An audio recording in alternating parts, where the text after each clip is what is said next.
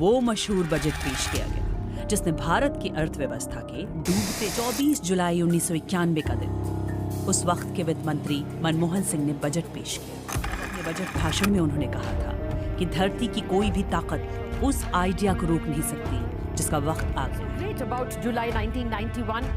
Neither the iPhone nor the Coke would have been possible without that July 1991 liberalization. Economy on the brink of a collapse. 1991 was a landmark year for India. It all started in 1991, but the story of how we got here is no less thrilling than a Bollywood blockbuster. Here's how it all unfolded.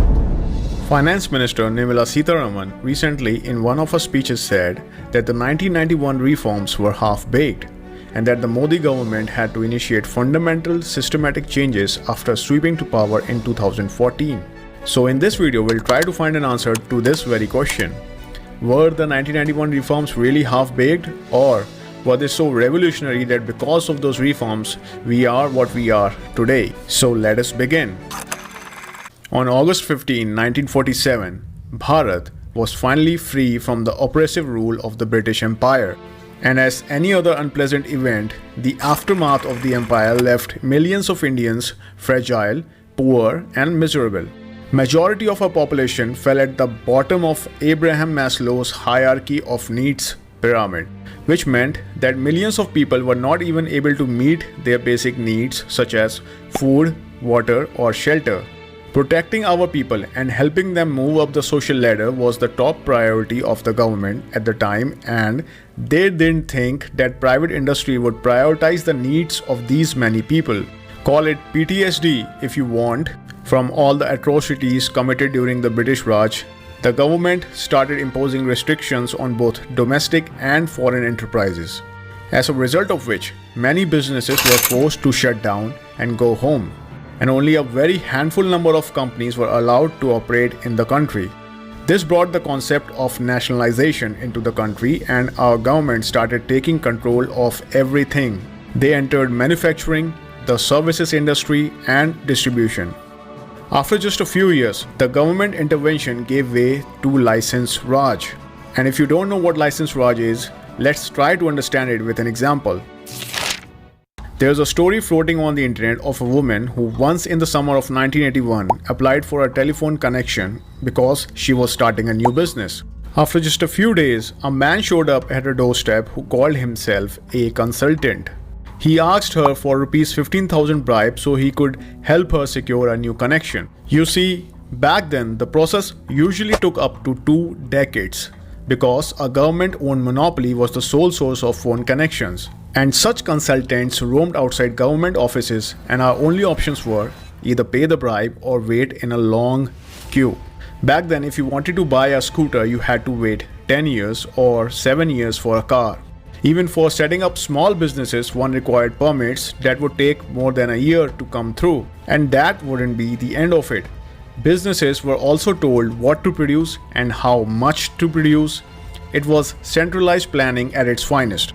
So if somebody, even by mistake, exceeded their permissible production limit, they would be thrown in jail. India perhaps was the only country where being productive was a crime.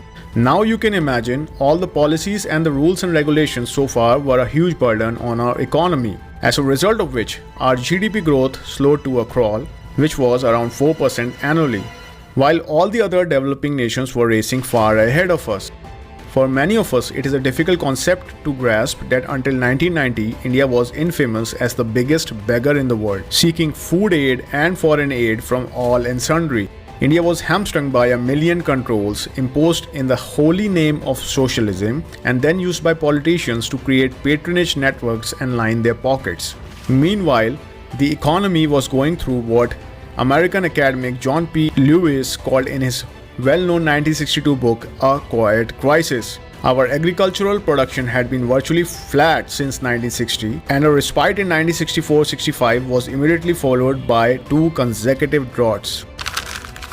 The defense spending doubled as a percentage of gross domestic product from 2% to 4% after the 1962 Indo-China War, putting further pressure on the public purse and foreign exchange reserves. We weren't earning all that much because we didn't export a lot. Our share of global trade had fallen from 2.2% in 1947 to a mere 0.48% in 1985. There was chaos all around us. In its first 3 decades after independence in 1947, the Indian economy averaged just 3.5% GDP growth, which was derisively called the Hindu rate of growth.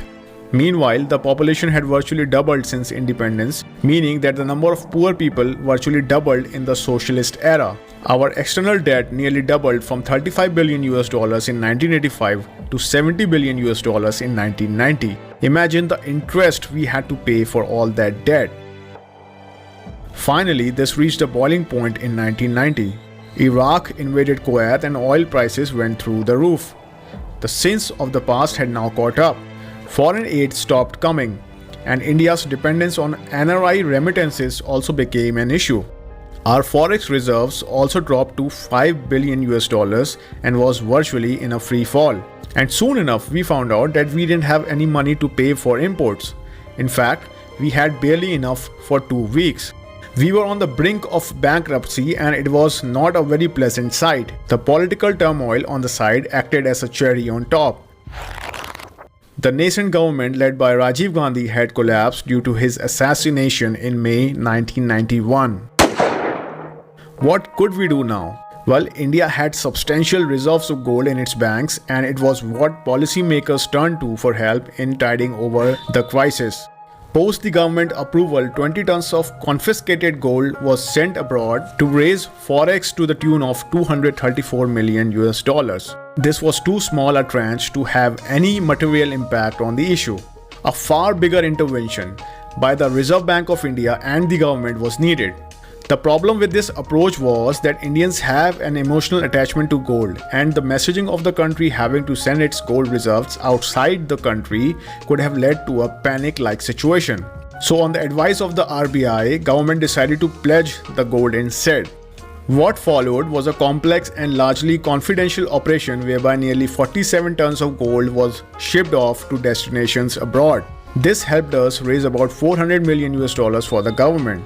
But we were not out of the woods yet. 1991, a landmark budget that changed India's fortune. When P.V. Narasimha Rao assumed office as India's new Prime Minister in July 1991, India was in the toughest spot since its gained independence in 1947. It would be a trial by fire. India was facing dire consequences, and everyone was pulling their hair and wondering how we were going to pull us out of this mess. The cabinet secretary then handed over a note to Rao. Rao looked at it and asked a simple question. Is the economic situation that bad? The response? No sir, it's worse. That simple response alone was enough to change both P.V. Narasimha Rao and Dr. Manmohan Singh, the stalwarts of socialism, to champions of liberalization. Come July 24, 1991, Manmohan Singh, the then Finance Minister of India, presented a landmark budget ushering in a new dawn for the Indian economy, and there were big items on the agenda. Number 1 was devaluation of Indian rupee. In a matter of 2 days, they dropped the value of rupee by 20%. The idea was if you could buy more rupees with a dollar, then somebody using the dollar abroad would find it very lucrative to import items from India. This would lead to a substantial rise in export at our end, and it would give us an opportunity to earn foreign income. Number 2, liberalization of trade. We cut import tariffs. We substituted expensive domestic goods for cheaper foreign alternatives. Granted, this did hurt manufacturers in India, but it offered affordable options for Indian consumers. Now it was easy for foreign investors to park their money in India and Indian businesses. Number 3, dismantling the license Raj. The private sector was given more leeway to produce stuff at their own will. The government had finally realized that they had no business to be in business. Entrepreneurs didn't need as many permits as before. On the contrary, they were incentivized to set up businesses in India. The government finally had to take a U-turn on India's ideological stance. Dr. Manmohan Singh finished his budget speech of 1991 with a quote from famous French author and politician Victor Hugo. And I quote, I do not minimize the difficulties that lie ahead on the long and arduous journey on which we have embarked. But, as Victor Hugo once said, no power on earth can stop an idea whose time has come. I suggest to this august house that the emergence of India as a major economic power in the world happens to be one such idea.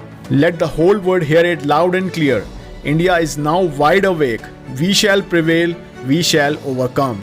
And with this quote, India embarked on a remarkable journey. Not many realized the magnitude of these reforms because newspaper and the media were not very vocal about it. But as time went by, the big picture emerged. The foreign direct investment numbers in the country ballooned from just $129 million in 1991 to $40 billion in 2005. India delivered a miracle GDP growth of over 7% over the next 2 decades. India's per capita income rose from a mere $300 in 1991 to $2,100 in 2019. And as per a report from McKinsey Global Institute dated September 12, India has pulled at least 170 million people out of poverty between the years 1991 and 2013. In 1991, it took 2 years for anyone to get a telephone landline connection. Today, the cell phone revolution means instant access to communication even in remote villages. Imports and exports of both goods and services have soared as a proportion of GDP because of India's opening up and consequent globalization. India has become a global hub for computers. India is now a low-cost commercial satellite launcher. Many Indian pharma companies such as Sun Pharma, Cipla, Lupin, Dr. Reddy Labs are called multinationals with higher sales abroad than in India, and that is why we are called the pharma capital of the world. The list of our achievements in the last 30 years never ends. So it doesn't matter what label we slap on the economic reforms of 1991. No one can deny that it was a turning point in the country's history. The only question left is, was it all Rao and Singh?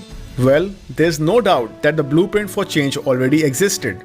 The intellectual impetus for deregulation came from weight of reports commissioned by the government over several decades. But until India had its back against the wall, nobody really had the courage or intellect to execute such drastic reforms in such a short period of time.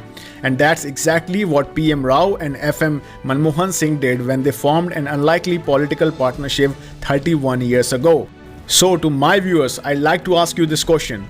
Were the reforms really half-baked, or did they boost India's quest to become an economic superpower? Comment down your thoughts below. Hey guys, you were watching Investonomics.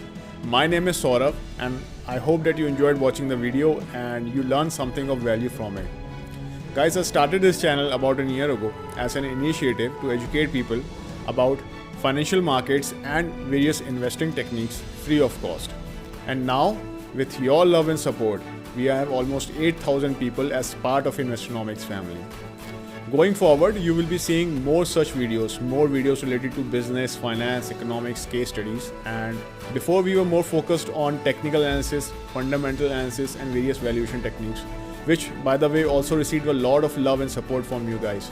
So of course, I will be continuing those videos as well, mostly in the form of YouTube shorts. Right now we are a relatively smaller channel and my dream is to make Investonomics one of the top 5 channels in the business and finance education category. And I'm sure that with your support, we will get there soon enough. I'm constantly upgrading the quality of the content that is uploaded on this channel, and recently one of my viewers suggested to improve the audio quality, and so I've invested in a new mic. I will be making more such improvements in the future as well, so please stay tuned for more. And with this, I'd like to thank you very much once again. Please like and share this video and subscribe to the channel if you haven't already. And I'll see you in the next video. Thank you very much for watching. Peace out.